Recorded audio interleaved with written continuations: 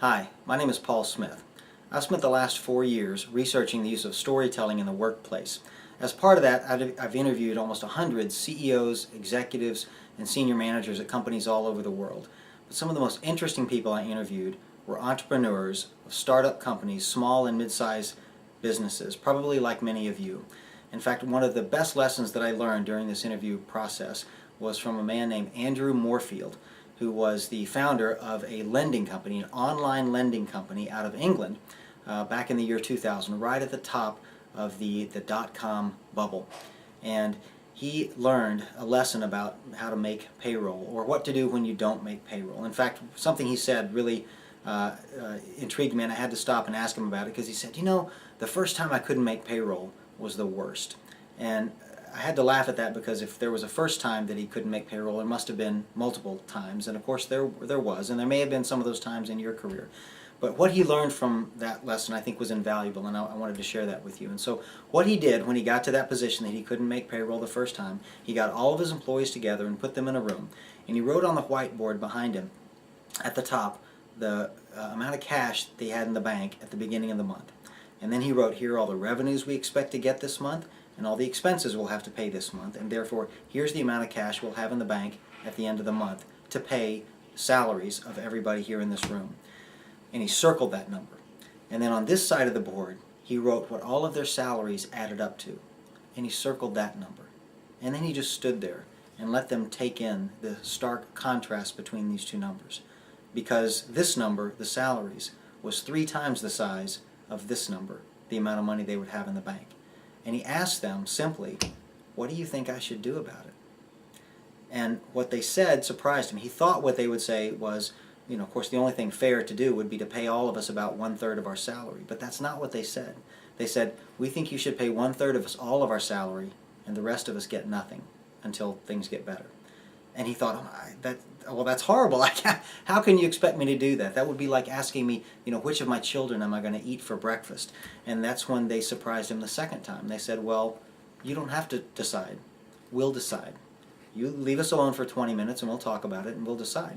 So he went out and let them talk amongst themselves. And he was thinking the whole time, surely who they're going to choose would be the people that are younger and newer with the company and with lower salaries. Those are the people that are probably financially tight, and they're the ones that need to get paid their salary. And the older, more senior people with bigger salaries can probably last. So he goes back in expecting to get that answer, and that's when they surprised him for the third time. They said exactly the opposite.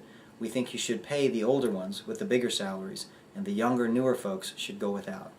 And he said, why on earth would you have decided that? And they said, well, the older folks, they've got husbands and wives and kids and a mortgage to pay, and they probably can't skip a paycheck. But me, I'm 22 years old. If I'm single, no kids. If things are tight, I'll just go back and live with mom and dad for a while. And they'd be willing to do that. So of course, at the end of all this, that's exactly what he did. As they desired, he paid the 1/3 of them all of their salary, the older, more senior ones, and the rest of them went without. Now, the story has a nice ending, because a few months later things turned around, and today the company is thriving, and it's been sold a couple of times, and everybody made a lot of money, and it was a fabulous story in the end. But what he learned from that were 2 valuable lessons. And it's both about what do you do when there's really bad news that you need to share with people. It doesn't have to just be about not being able to make payroll.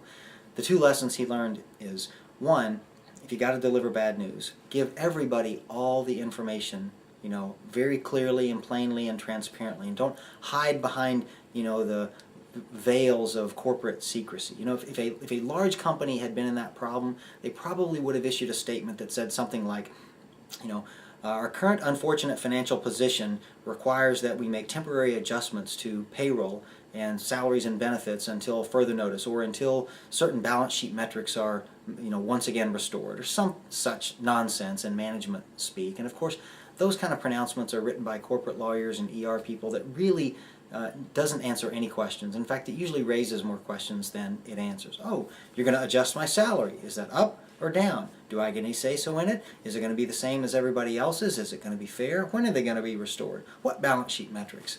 So Andrew didn't do anything like that. He gave them all the information up front. The second thing that he learned was, when you're in that situation, ask people what they would do if they were the boss, if they were the one that got to decide. Because 9 times out of 10, if you give them all the information up front, they'll probably come to the same conclusion that you did about what the right thing to do was.